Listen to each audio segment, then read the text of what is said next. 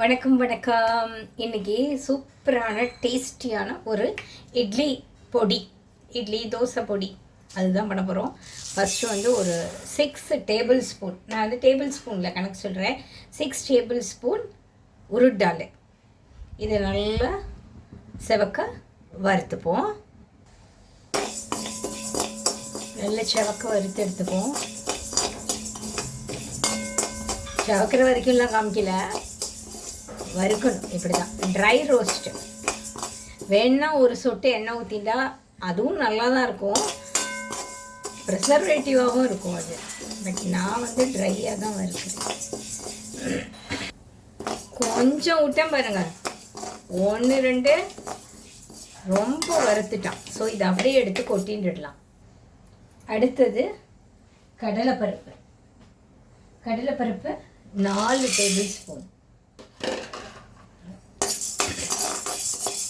இதுவும் வந்து நல்லா பொன்னிறமாக வறுக்க வேண்டும்.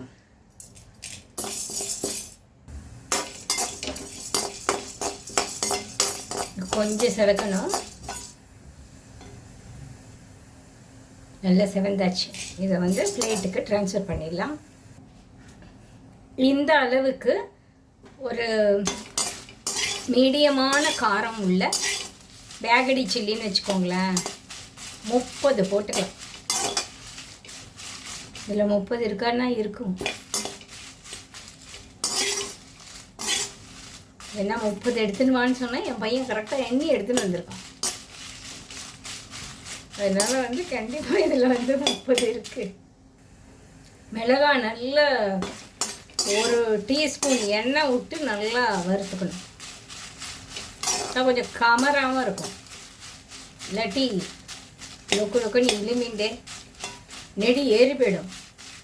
நல்லா கொஞ்சோண்டு எண்ணெயை ஊற்றி நல்லா ஒரு டீஸ்பூன் எண்ணெய் ஊற்றிட்டு நல்லா வறுத்துக்குவோம். நல்லா வறுபட்டு எடுத்து இதையும் எடுத்து ட்ரான்ஸ்ஃபர் பண்ணிப்போம். பெருங்காயம் நல்லா ஒரு 4 கட்டி போட்டுட்ருக்குறேன். ரொம்ப வாசனை பிடிக்கும் பெருங்காயம்னா நல்லாவே போட்டுக்கலாம். இதுக்கு வந்து எண்ணெய் ஊற்றணும். எண்ணெயில் தான் நல்லா பொரியணும், இல்லாட்டி அது பொரியவே புரியாது. நல்லா பொரியட்டும்.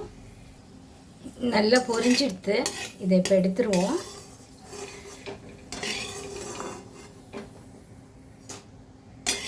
அடுத்தது வந்து எள்ளு வறுக்கணும். எள்ளு வந்து 2 டேபிள் ஸ்பூன் எடுத்துருக்கிறேன்.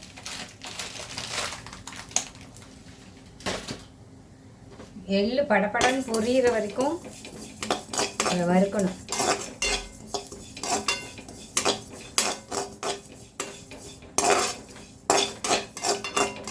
கடைசியாக வறுத்தோம் அப்படின்னா அந்த கடாயோட சூடுலேயே அது நல்லா வறுபட்டுரும். நல்ல படப்படன்னு பொரிஞ்செடுத்து இதையும் எடுத்து ட்ரான்ஸ்ஃபர் பண்ணிப்போம்.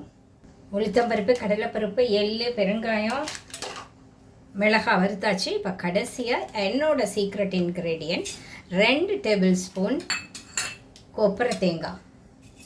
ட்ரை கோகனட் அப்படின்னு சொல்லிட்டு எல்லா மளிகை கடையிலையும் விற்கிறது இப்போல்லாம். அப்படி இல்லைன்னா கொப்பரை வாங்கி அதை நல்லா துருவிட்டு இந்த மாதிரி சேர்த்துக்கோங்க. இது வந்து கடாய் சூட்லேயே வறுபட்டு போயிடும். ஸ்டவ்வை ஆஃப் பண்ணிவிட்டு நல்லா வறுத்து எடுத்துக்கோங்க. கடாய் சூட்லேயே நல்லா வறுபட்டுடும். சும்மா மணக்க இருக்கும் இந்த மிளகாய் பொடி. செஞ்சு பார்த்துட்டு உங்கள் ஃபீட்பேக் கொடுங்க. நம்ம சேனலில் இந்த வீடியோவுக்கு ஒரு லைக் போடுங்க. நம்ம சேனலை புதுசாக பார்க்குறவங்க சப்ஸ்கிரைப் பண்ணி வச்சுக்கோங்க. நோட்டிஃபிகேஷன் பெல்லையும் ஆனில் வச்சுக்கோங்க. அப்போ தான் வந்து நான் போடுற வீடியோஸ்லாம் வந்து இம்மீடியட்டாக உங்களை வந்து சேரும். நீங்களும் வாட்ச் பண்ணிவிட்டு பண்ணி பார்த்துருங்க. உடனே ஒரு சின்ன அளவு, இப்போ நான் வந்து 6 டேபிள் ஸ்பூன் சொல்லியிருக்கேன்னா நீங்கள் 3 டேபிள் ஸ்பூன் இல்லை 1 டேபிள் ஸ்பூன் அந்த கணக்குக்கு எடுத்துகிட்டு செஞ்சு பார்த்துட்டு உங்கள் டேஸ்ட் எப்படி இருக்குது, இந்த மிளகாய் பொடியோட டேஸ்ட் எப்படி இருக்குது அப்படிங்கிறத வந்து கமெண்ட் பண்ணுங்கள்.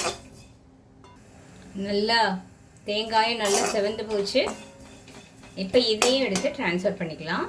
இப்போ எல்லாமே சூப்பராக செவக்க வறுத்துட்டோம். உளுத்தம்பருப்பு, கடலைப்பருப்பு, எள், தேங்காய்,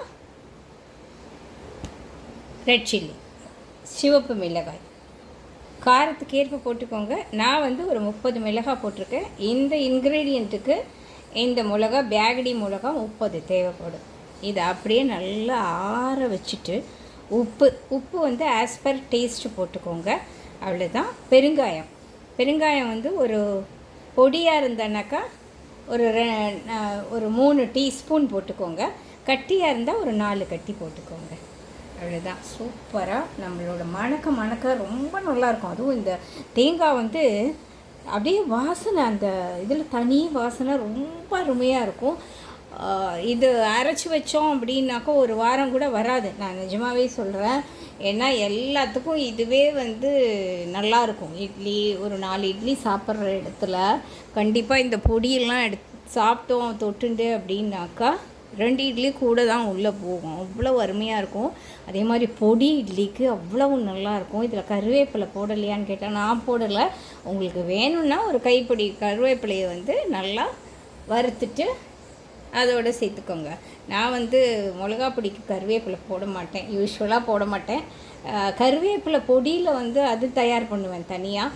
பட் இந்த பொடியில் வந்து நான் கருவேப்பிலையெல்லாம் போட மாட்டேன். இந்த இன்க்ரீடியன்ஸை வச்சு நீங்கள் செஞ்சு பார்த்துட்டு உங்கள் ஃபீட்பேக் கொடுங்க. சூப்பராக இருக்கும், நான் கேரண்டி.